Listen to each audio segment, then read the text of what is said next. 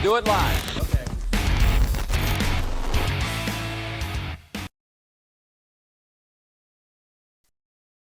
Mr. Perry, Anthony, you know what we're talking today?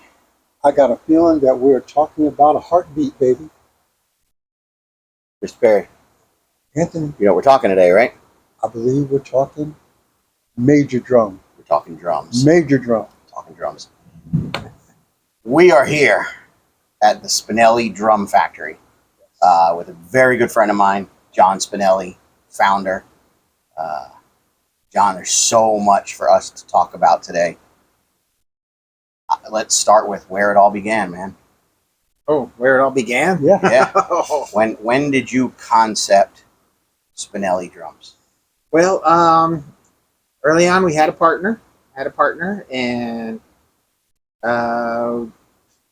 he started working on stuff. He started showing me it, and then we started talking. I said, "Hey, what if you do this, do that?"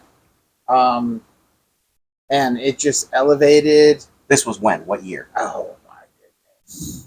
Ooh, Oh, you got to count it back now, right? yeah, it's going back early 2000s. Wow. So yeah, Wow. yeah, So it's we're talking 20 plus. yeah, close, yeah, close to 20 years ago. And it just started off little things, and then before you know it, some cool stuff started getting developed. And you know, as a kid, always dreamed about, man, I want to make my own drums. If I could do that, Right. you know, what would I do? No idea, but it was great just with Gary, and he had the means of doing things, and so we just started doing things, and before you know it, created something really, really cool. Well, let's go to the real root of this. You know, you weren't just somebody who thought drums were cool. You're a legitimate drummer. Yeah. Back in the '80s, toured, out of high schools. Right. In high school, started doing gigs, and then after high school, we started playing locally more often, and then we started going to the other coast of Florida, and then going down Key West, and before you know it, we're traveling up the East Coast. You just said 80s. So somewhere out there are photos of John in some spandex with big hair. With the big hair, Oh, and I got him. Oh, I got him. I will pay handsomely for these I things. got him. If anybody has any old photos of John, please hit me up. Oh, boy. Hit me up. Yeah. But and it traveled. The band just started playing all over the country, doing some shows in Canada. And, we played all over. Got close to getting a record deal, but grunge came in, Oh, yeah. and everybody lost record deals if you were a hair band, pretty much. But we had a lot of fun. Then came back to town. The band wanted to get off the road. I didn't want to, but they did. And before you know it, started working at a music store. Right. Then I was running the music store for many years, and That was teaching lessons. Seminole Music. Seminole Music and Sound. Yep. I taught a lot of lessons before I started running the music store, and met up with Gary, and then we started building drums, and working the music store. I had access to all the drums, Right. and so look at something. Oh, that's cool. You try to take the best of that. But I think what's cool about that, not just with you working at a music store, right, selling product, but being a working musician, a drummer, right? Yeah, worked with the You whole could look and see what all the other brands were doing and how they could have been improved. You got to see where this guy was great, but he should have done this, or this was great, but it would be cool if they did this. Well, yeah, I didn't look at it like that at the time, at first. But as, Spinelli Drums progressed, then I definitely did look at it that way. So I kind of look at the drum brand, something that I would play. Right. Would I play this, And what would be easier for me playing it, And then all all our innovations kind of played in favor to that, and we didn't stop pushing until it was like, okay, I would play this. This is what I would use. So you used the word that I would have definitely keyed on. And that is the innovative part of it. Because like we were talking earlier, Spinelli drums are the drums that if you were a drummer, this is what you would play. Yeah. And that's pretty much where this whole thing came from. It came from the innovations and concept from the point of view of being an actual drummer. Yes, exactly. So when we first were doing this, I was playing a customized drum kit. I loved short toms, wood hoops, all that stuff. And when drummers would play my drums, the Spinelli brand, they would be like, oh, it sounds that way because of this, or it sounds that way because of that. I love 26-inch bass drums. Oh, that's a 26-inch bass drum. That's why it sounds that way. And it's like, no, you're missing the point, So I unfortunately had to start playing with our standard kit, our kit where it starts. All our innovations, regular sizes, everything, regular hoops, all that. Right. And they just sound amazing. And that's where our drum kits start at, Okay. And it's something that I would play. And we put good heads on them. What I play in drum heads is totally different than most drummers play in drum heads, But that's what they come with. They come with a standard, Right. single ply, clear drum head. I play coated ones, but that's what they come, and they sound amazing. Just sound amazing. See, that to me I is- feel. Here's it's always great when people like your product, right? I mean, that's what every entrepreneur looks for, right? Right. Whatever widget it is. Yep. Does everybody like my product? But one of the things that I have to say is an amazing compliment. Okay, when you take somebody like Louis Alicia, okay, he is not just a drummer and he likes a certain brand. Like he told us when we sat down with him, everything that he hits on his drum kit is there for his reason. He likes a certain sound, a certain way. And Certain the first feel, thing, yeah. one of the first things he said about Spinelli drums was he said that there is nothing out there that compares to Right. Spinelli drums. Right. That there is nothing, there are no drums out there that have a better sound Yeah. than what he plays from what you've created for him. Well, and I really appreciate Luis and everything, and the way he looks at products and thinks about them, and touch is so important to him. The feel, Mm-hmm. Yep. the He said feel all of of things. that. Yeah. Yeah, and our drums do feel a little different. They do feel different. They have they kind of breathe when you play them. And there's a reason for that.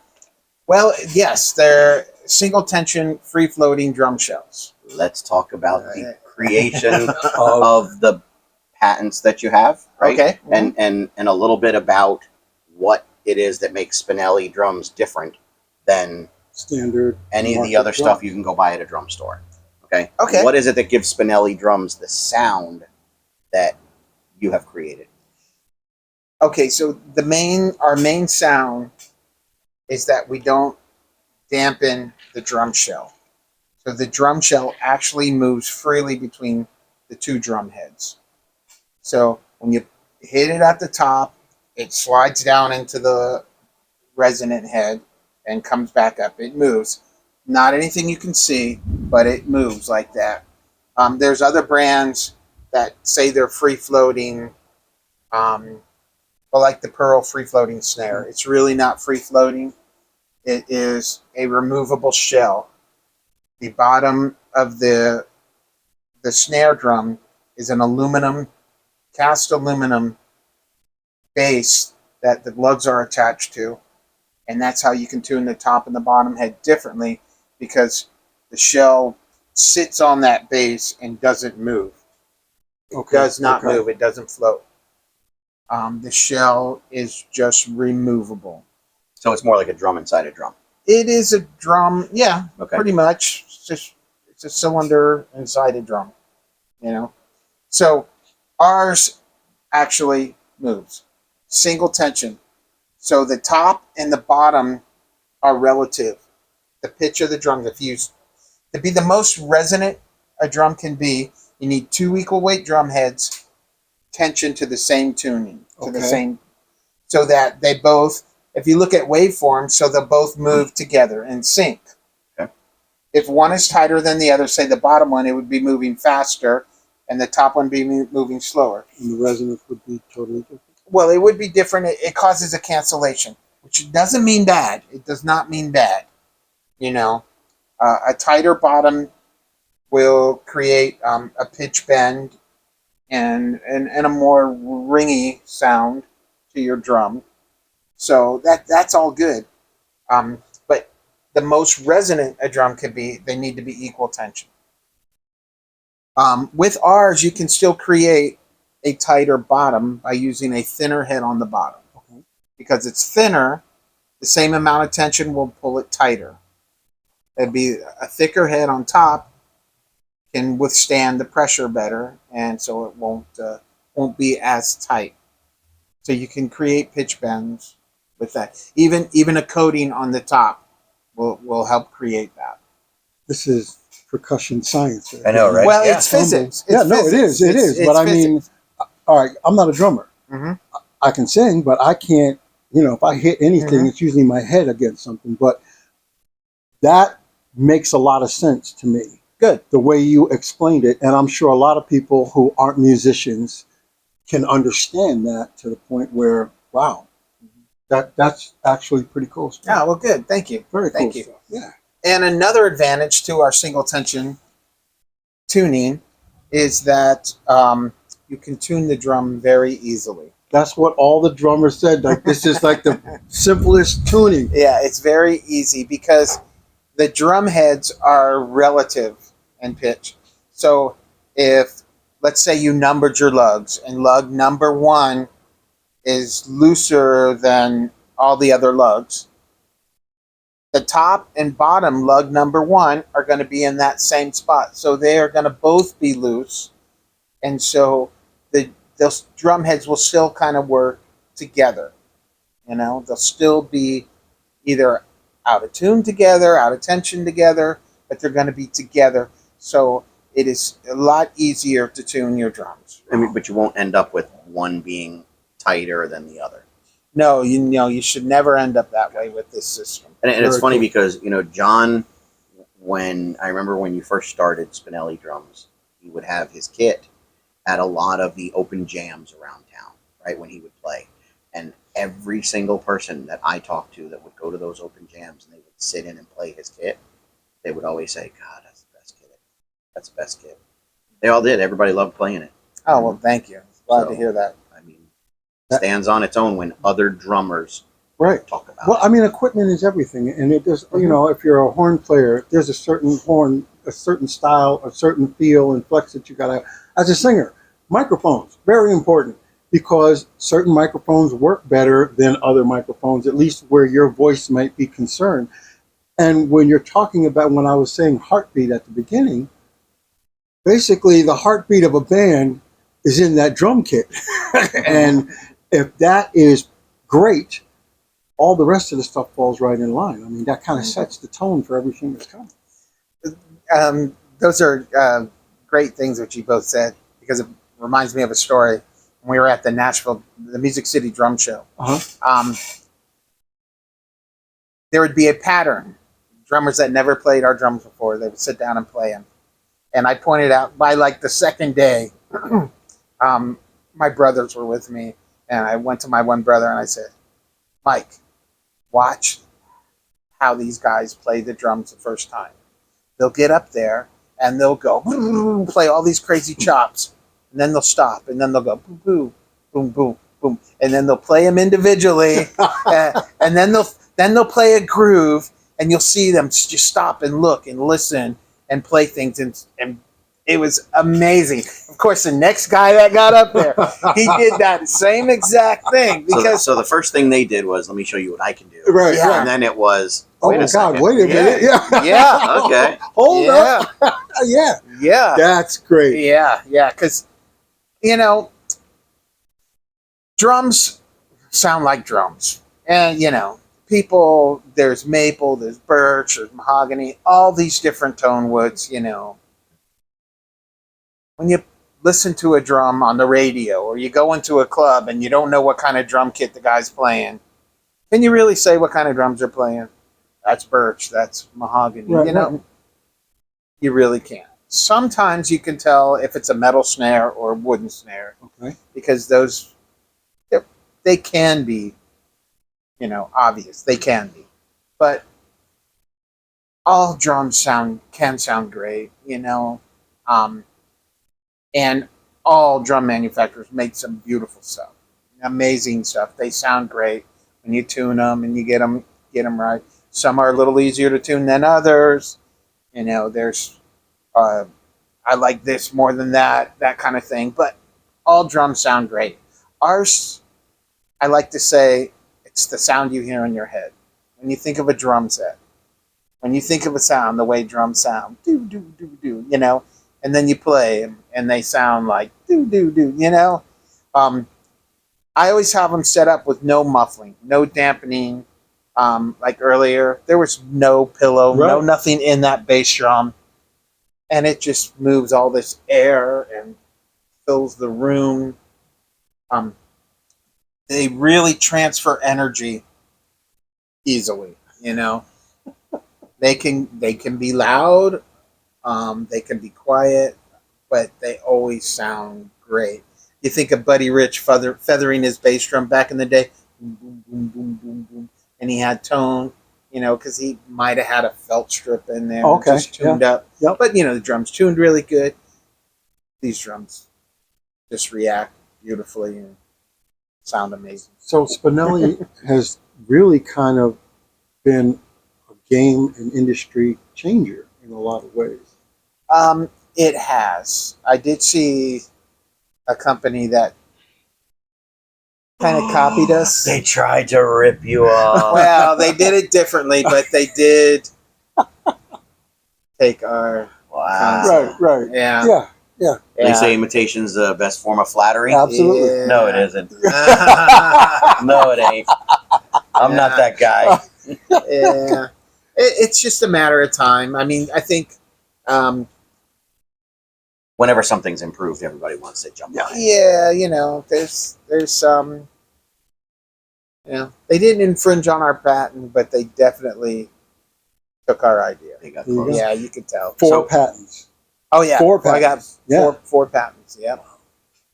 So you mentioned something you said when you were up in Nashville. You were with your brothers. So Yep. Spinelli Drums is a family business. My brothers do participate and help out. Yes, for sure. But we know Frank makes a mean set of ribs. Oh yeah, Uncle Frank. Okay. Uncle Frank. Okay. Yeah. That's an invitation Yeah. I'll be waiting for. Every year, John does a Open house. Mhm. right? And Frank always does. Like one year, it was on Cinco de Mayo. They did like all Mexican food, tacos and Yeah. quesadillas, and then one year they did barbecue. You know, pulled pork. A couple of years and, we've done the barbecue. yeah, the ribs and good stuff, man. Every now and then be hamburgers and stuff, but yeah, the ribs are a big hit. It's a lot of work. You know, gets here early in the morning. Well, Are I'm your no brothers- shame in my game, so I'm gonna Yeah. You show come to up. the next one. Yeah, I'm sure. for sure. Do your brothers help you with drum builds? Are they Yeah. in here like hands on? Frank is definitely more hands on. Yeah, he comes in and he does machining and all that stuff too. Yeah. Very cool. Very cool. The let's talk a little bit about the patents. You gave us a little tour earlier of what stuff Yeah. you had. Let's go through that. What patents do you have that you were very smart to protect? Because just like you saw, another company came in and tried to copy it, close to. Right. What patents do you have that are set for Spinelli drums? Okay, our single tension lug, the free float, which lets the drums be free floating. Oh, another thing about the free floating and what this lug does, it does allow the shell to resonate at its fullest, because anytime you attach something to the drum shell, it changes the pitch and it raises the pitch of the shell. So if you have a 12-inch drum, it has 12 lugs, 6 lugs on top, 6 lugs on the bottom. Mm-hmm. And they're all attached to a 12, say a 12 by 8 drum shell. And then you have a 10-inch drum shell, 10 by 7, which is a much smaller cylinder. You have that same amount of mass attached to that drum. So the smaller shell, which is going to resonate less, now has a lot more mass in comparison than the bigger 12-inch shell. Right. And so that deadens and raises the pitch of the drum. It's not More science. Yeah, more science. So, Yeah. so it's not a bad thing. Again, it's not a bad thing. Been making drums like that for years and years and years. But our drum shells, our 8-inch tom, people freak over. It's like, that is the best sounding 8-inch drum I've ever heard in my life, because they're usually so small, and they'll have 10 or 12 lugs on them, depending on, a 5 pattern or 6 pattern, top and bottom. They have a lot of mass, and so it is just a smaller piece of wood that just doesn't really resonate a lot. Okay. With ours, they resonate fully, and they sound It's a sound incredibly, quality. Yeah. because they have a lot more of that low end frequency, as well as the mids and all of the highs.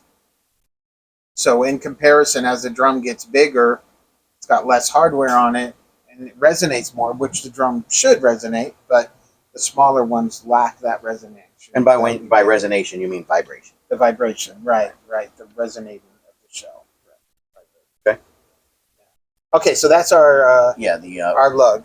We're talking about the patents. Yes, it's actually called the Envy lug. Okay.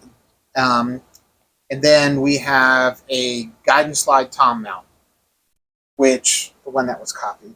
Mm-hmm. You set it up one time with the drum key, easy on and off. It's off the old kind of clip and bracket thing from the old days, like octobans are on clip and brackets and stuff like that. It's just brought that into the whole, 21st century. Right. We moved it forward. It cuts setup time. Oh yeah. No wing nuts. When the cymbal wing nuts, they started getting rid of the wing nuts, and now I play with no nuts. Thank you, Bill. And Whoa. John's drum set is neutered. it is. Okay. It takes big cojones to play it. Yeah. So now you don't even have to have wing nuts on your cymbals. So what's holding your cymbals down? Nothing. It's just a sleeve, and it works great.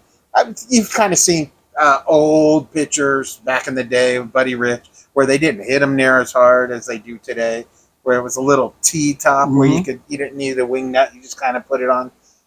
This kind of goes off of that, but again, he brought it into the 21st century. Simple.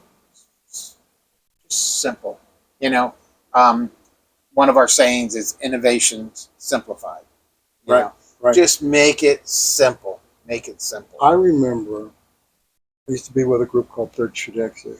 My brother and partner, my son's godfather, and the guy that owns Vintage Drums, Jim. I remember having to unload, set up, and pack up his drum kit everywhere we went. Uh-huh. And it was a labor of love and all the other stuff, and need, of course, because you got to eat, right? Uh-huh. Yeah. And nowadays, it just seems like, particularly with your innovations, where drummers can load in and load out without a lot of that hassle. Bro, whenever we would set up at Bourbon Street, right? Sound check would be at 3:00. Right. The drummer would get there at 1. The guitarists would get there at 2. and the freaking singer would walk in at Right. 250. Yeah, Yeah. yeah, Okay. yeah, It, like, 2:50 or 4 o'clock. you know, It's a 3 o'clock sound check. There's a little bit more stuff involved when you're pulling a drum set out of a yeah. band. Absolutely. I mean, and all the stuff that you had to have, and all the time that it takes to actually put all those pieces together, get it set up right, and then tune, and it was amazing. Yeah. Absolutely amazing. And now you don't have a great deal of that due to innovations like what you've created. Yeah. Eliminating the wing nuts. Yeah, it's not much, right?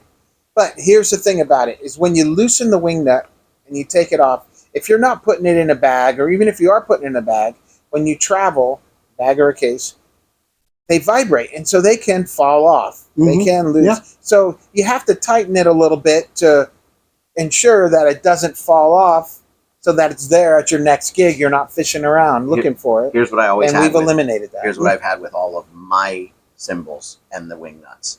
You know, the cymbal doesn't sit on the metal part. There's always a rubber sleeve that it sits on, or a plastic sleeve.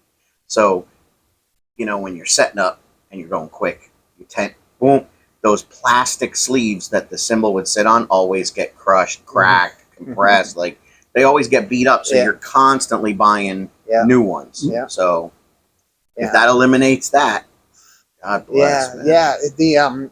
The no nuts, you know, No nuts. they know, they last it a long always time. goes like this with us. It always goes like this. I will mention it because I mention it every time. We did Michael Allman.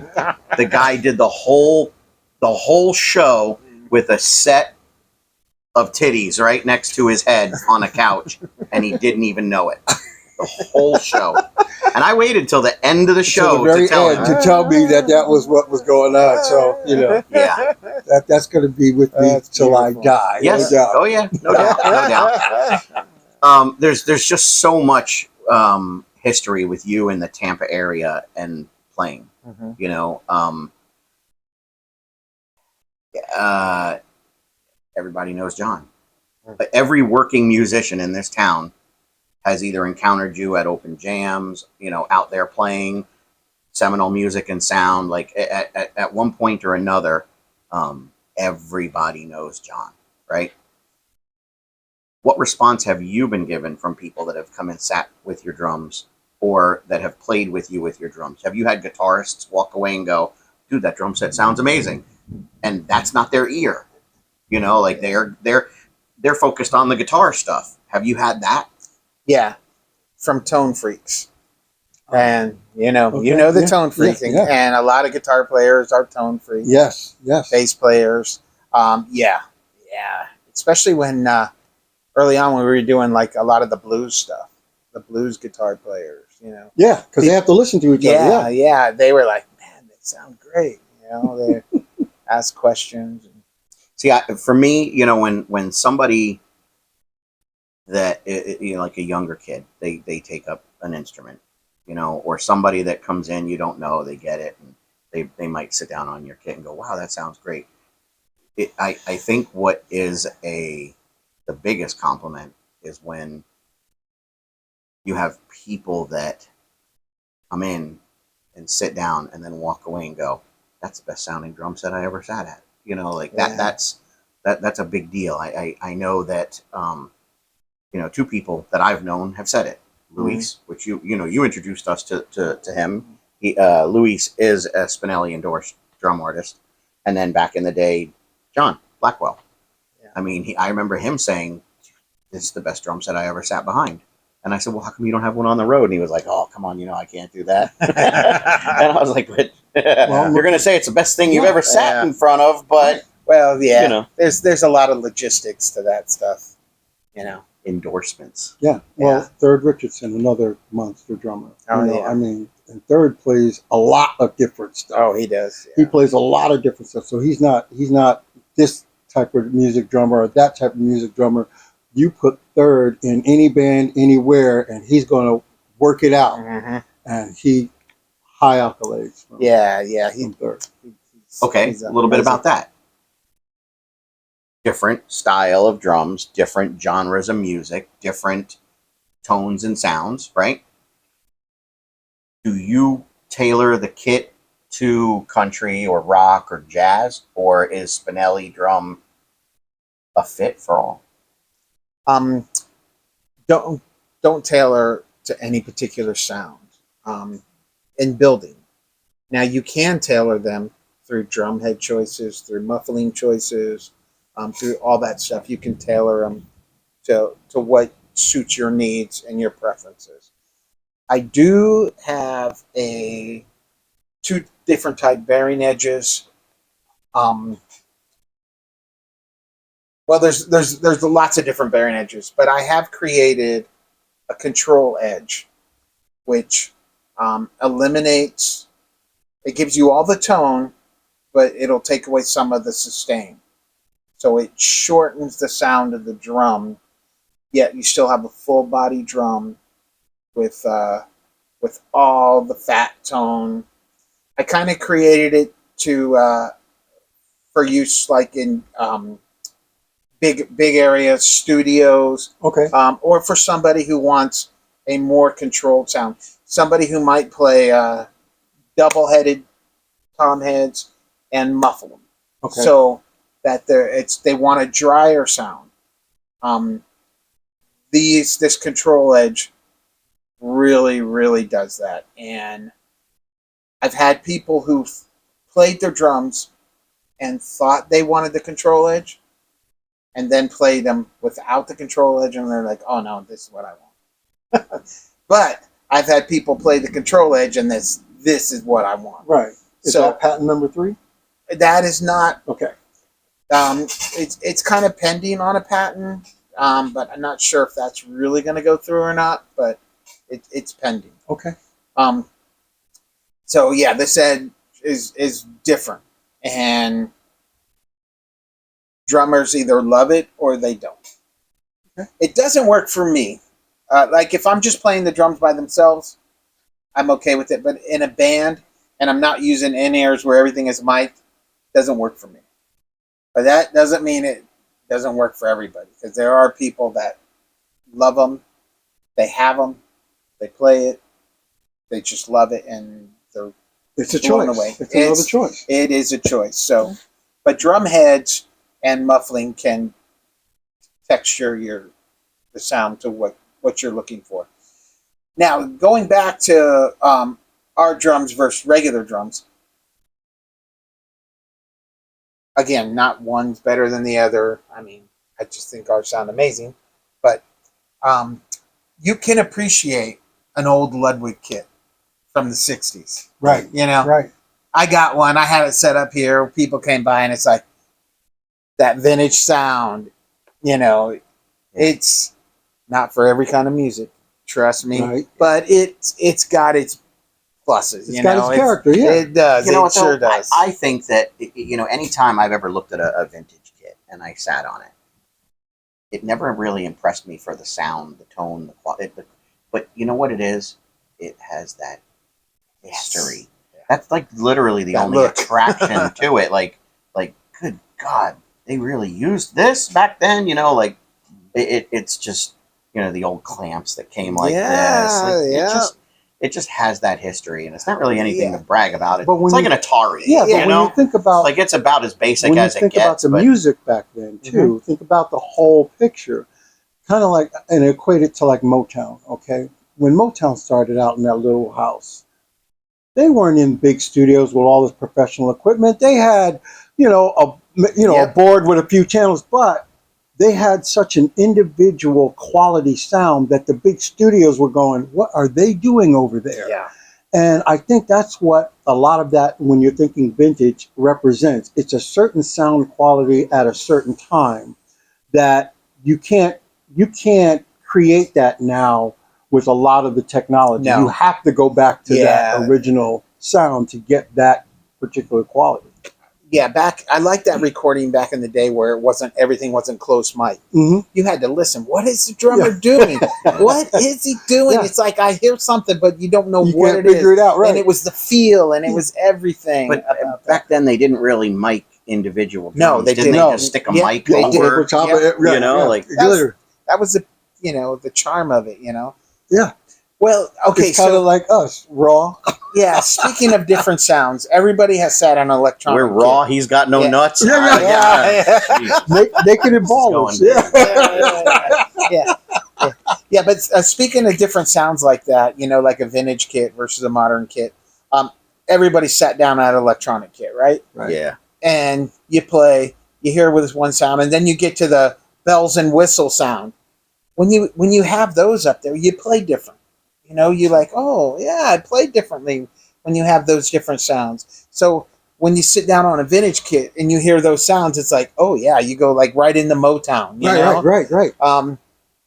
But when you sit on one of our kits, now all of a sudden it's like, oh, this is the sound I hear in my head, and then you play different, and it kind of inspires you, and that is where the enhanced drumming experience comes. Okay. Because you sit down and you feel good, it feels good, and Right. Okay. it's really, it's like, wow. Is there a different? Do you do anything different for a studio kit versus a touring kit or a live gig? No, I particularly don't. No, again, it would be just what drum heads you put on it, whatever muffling you choose to have or don't have.